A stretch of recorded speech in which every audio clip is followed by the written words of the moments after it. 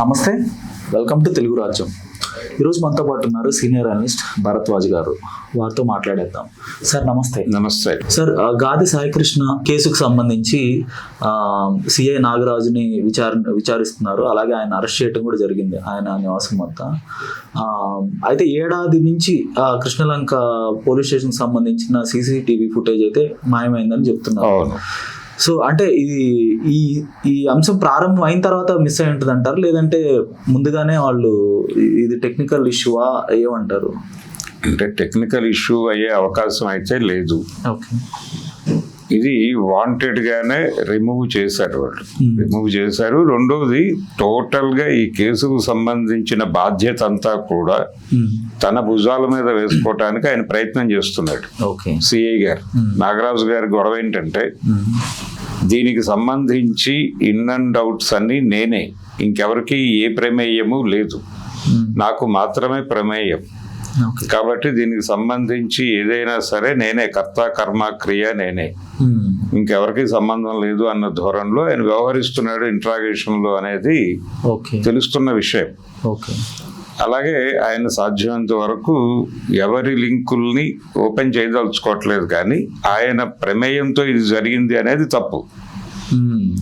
ఎందుకంటే బయట నుంచి ఆయన మీద ఏదో ప్రెజర్ ఉంది, ఆ ప్రెజర్ మేరకు ఆ పని చేశాడు. అంటే ఈ హత్య చేయటం వెనకాల ఆయన మీద ప్రెజర్ ఉంది. అది డెఫినెట్ గా పొలిటికల్ ప్రెజర్ ఉంది. ఆ పొలిటికల్ ప్రెజర్ సిపి మీద ఉంది, సిపి నుంచి ఈయన మీద ఉంది. కాబట్టి వాంటెడ్ గానే చంపారు. చంపటం అనేది స్కీమ్డే. అలాగే ఈ సరెండర్ అయిపోయిన తర్వాత లొంగుబాటు, అరెస్టు రెండూ చెప్తున్నారు, కానీ నిజానికి ఇది ఒక రకమైన లొంగుబాటే. అరెస్ట్ అని వీళ్ళు చెప్తున్నారు, కానీ లొంగుబాటు. ఈ లొంగుబాటుకి జనాల్ని ప్రిపేర్ చేయటం కోసం ఆ ముందు 2 రోజులు టైం తీసుకుని ఆయన ఎక్కడున్నాడో తెలియదని వీళ్ళు మాట్లాడారు. కానీ రోడ్ల మీద జనాలు వచ్చి రకరకాలుగా ఈయన్ని ప్రొటెక్ట్ చేసుకునే ప్రయత్నం చేశారు సాయికృష్ణని. అంటే ఈయన చాలా గొప్పవాడు, మహిళల పాలిటి దేవుడు, ఈయన లేకపోతే విజయవాడ రౌడీ షీటర్లు ప్రజల జీవితాలని నానా దారుణం చేసేవాళ్ళు, వాళ్ళ నుంచి కాపాడాడు విజయవాడ మహిళా లోకం, చేతులెత్తి మొక్కాల ఆయనకి. ఈయన ఉన్నాడు అనేటువంటి భరోసాతోనే మా ఆడపిల్లల్ని మేము ఎక్కడికైనా పంపించగలుగుతున్నాం. ఈరోజు ఈయన అరెస్ట్ చేస్తే మా ఆడపిల్లల్ని గడప దాటాలంటే మాకు భయం వేస్తోంది. ఇలాంటి మాటలన్నీ మాట్లాడారు, క్యాండిల్ ర్యాలీ చేశారు, చాలా హడావిడి జరిగింది. అంటే ఈయన గొప్పతనాన్ని ప్రపంచం ముందు ఎస్టాబ్లిష్ చేసే ఈ డ్రామా అంతా నడిచే వరకు ఆయన్ని అలా హోల్డ్ చేసి ఉంచారు. ఉంచి ఆ తర్వాత అరెస్ట్ చేశాము అని ఒక మాట చెప్పి తీసుకెళ్లి ఇంట్రాగేషన్ పేరుతో ఏదో చేస్తున్నారు.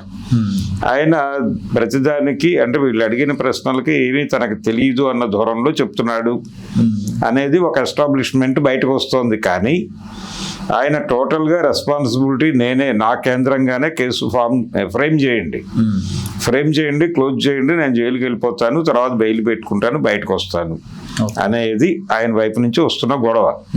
అయితే ఇదే టైంలో నిజానికి ప్రపంచం అంతా మాట్లాడినంత శ్రీరామచంద్రుడా ఈయన అంటే, ఈయన క్యారెక్టరు, ఈయన ఆస్తులకు సంబంధించిన వివరాలు అన్ని రోడ్డు మీదకి వచ్చినాయి. ఇప్పుడు దాదాపుగా 100 కోట్ల పైన ఆస్తి కలిగినటువంటి వ్యక్తి ఈ ప్రస్తుతం ఈ సిఐ నాగరాజు గారు. అంటే ఒక సిఐ స్థాయి అధికారి 100 కోట్ల ఆస్తి సంపాదించడం సాధ్యమేనంటారా?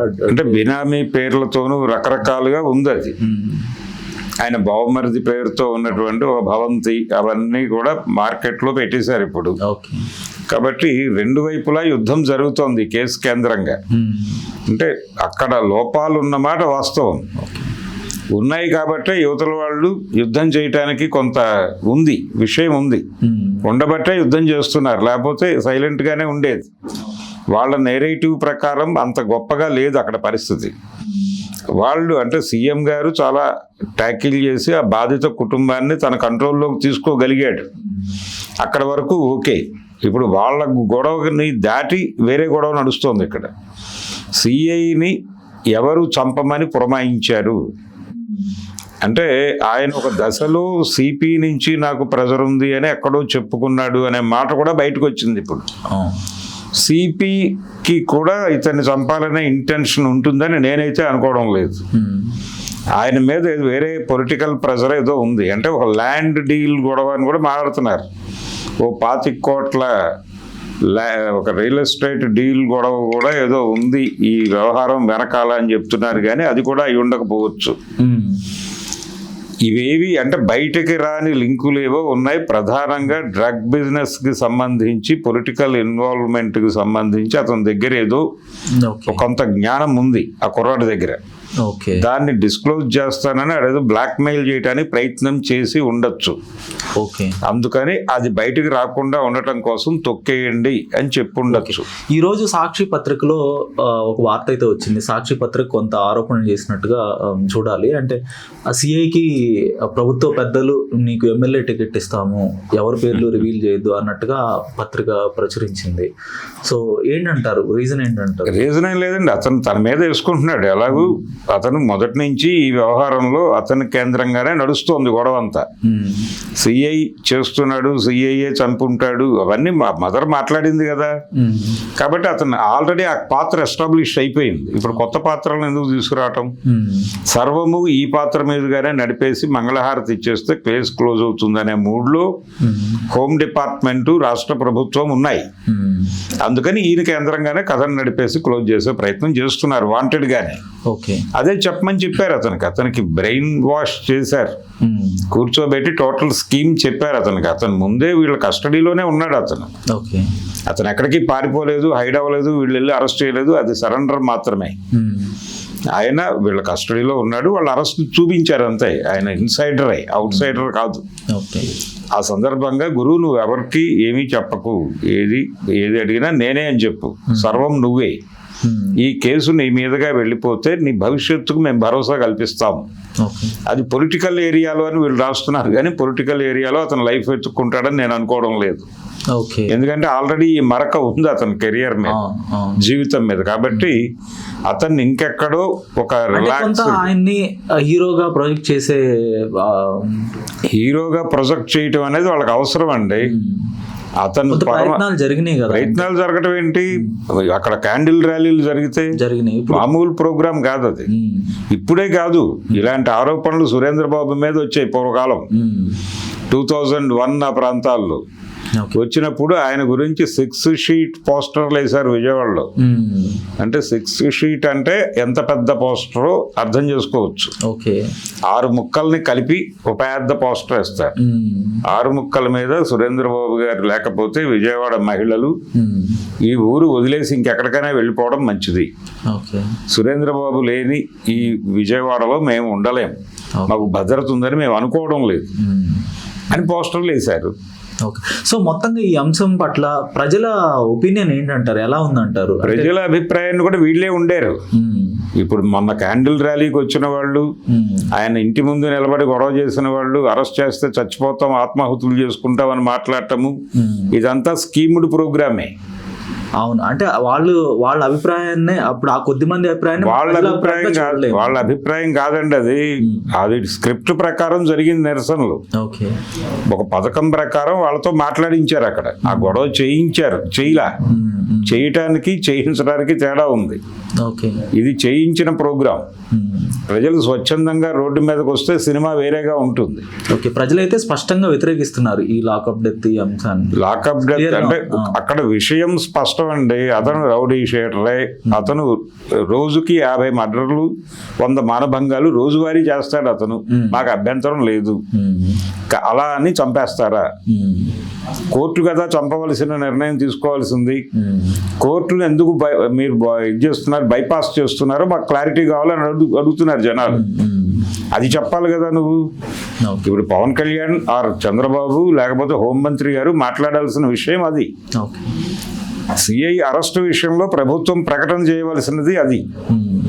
కోర్టుల్ని బైపాస్ చేసి న్యాయాన్ని తన కంట్రోల్లోకి, తన చేతుల్లోకి తీసుకుని ఆయన ఈ పిల్లవాడిని చంపటం అనేది తప్పు, ఆ యాంగిల్లో ప్రభుత్వం ఆలోచిస్తోంది ఈ కేసు గురించి అని మాట బయటకు వచ్చిందా? రాలేదు కదా. ఇప్పటికీ వాళ్ళు నైతిక కోణంలో విషయాన్ని డీల్ చేయాలనుకుంటున్నారు. నైతిక కోణం అనేది నడవదు. నైతిక కోణం మీద మీరు నడపదలుచుకుంటే చట్టం తీసేయండి, కోర్టులు రద్దు చేయండి, ఇమ్మీడియట్గా రద్దు చేసేసి జడ్జీలని, లాయర్లని, ఆ వ్యవస్థ మొత్తాన్ని రోడ్డును మారేయండి. ఏమీ కాదు. ఎలాగూ మీరే నిర్ణయాలు తీసుకుంటున్నారు, అది ప్రపంచానికి తెలుసు. ఓకే. పోలీసులు అరెస్ట్ చేసిన వాడిని 24 అవర్స్లో తీసుకెళ్లి కోర్టుకు పెట్టాలని కాగితాల్లో ఉంటుంది, కానీ అది ఎన్నడూ ప్రాక్టికల్ దీనిలోకి రాదు. పోలీసులు ప్రాక్టికల్గా చాలా పనులు చెయ్యరు. ఏదైతే వాళ్ళ టెక్స్ట్లో, వాళ్ళ మాన్యువల్లో ఏ విషయాలు ఉంటాయో దానికి పూర్తి భిన్నంగా పెడతారు వాళ్ళు. ఏది 90 degrees కాదు, ఇంకా మించే. ఓకే. ఇంకా మించే వాళ్ళు వైలేషన్ అక్కడి నుంచే మొదలవుతుంది. లంచగొండితనం మీద కేసులు కోర్టుకు వెళ్తాయి, కానీ కోర్టుల్లో ఉండే లంచగొండితనం మామూలుది కాదు. ఎవరికైనా బెయిల్ వస్తే ఆ బెయిల్ ఆర్డర్ టైప్ అయ్యే వరకు కరపత్రాలు పంచినట్టు డబ్బులు పంచుతారు లాయర్లు. అక్కడ కరపత్రాలు పంచినట్టే. ఓకే. ఆ ఆర్డర్ తీసుకుని బెంచ్ దగ్గర నుంచి సెక్షన్ ఆఫీస్కి లాయర్ గారు నడిచి వెళ్ళే వరకు ఈ కరపత్ర పంపిణీ నడుస్తుంది. ఓకే. అది అందరికీ తెలుసు, కోర్టుతో సంబంధం ఉన్న ప్రతి ఒక్కడికి తెలుసు.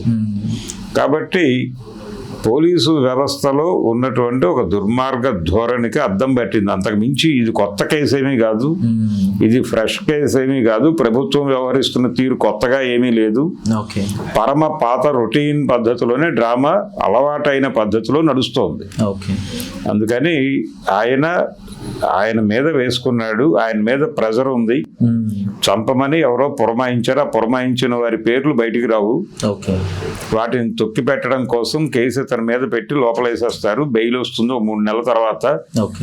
పబ్లిక్ మెమరీ చాలా షార్ట్, వీళ్ళు మర్చిపోతారు. 3 నెలల తర్వాత అతను బెయిల్ మీద బయటకు వస్తాడు. బయట వేరే వ్యాపారాలు ఏవో చేసుకుంటాడు. వ్యాపారాలు చేసుకోవడానికి తగిన ఆర్థిక దమ్ము అతనికి ఉంది ఆల్రెడీ. అతనికి కావాల్సిన పొలిటికల్ సపోర్ట్ వారు ఇస్తారు. ఆ సపోర్టుతో అతను బిజినెస్ మ్యాన్ గా ఎస్టాబ్లిష్ అవుతూ కొంతకాలం తర్వాత ఒక 5 ఏళ్లకో 6 ఏళ్లకో ఆ కేసు బెంచ్ మీదగా ట్రయల్కి వచ్చినప్పుడు విట్నెస్ కూడా వీళ్ళు క్రియేట్ చేసిన విట్నెస్లే కాబట్టి అవన్నీ హాస్టైల్ అవుతాయి. అయిపోయిన తర్వాత ఆయన హ్యాపీగా కేసు కొట్టించుకుని బయటకు వచ్చేస్తాడు. అప్పుడు కావాలంటే రాజకీయ ప్రవేశం చేసుకోవచ్చు. ధన్యవాదాలు సార్. ధన్యవాదాలు.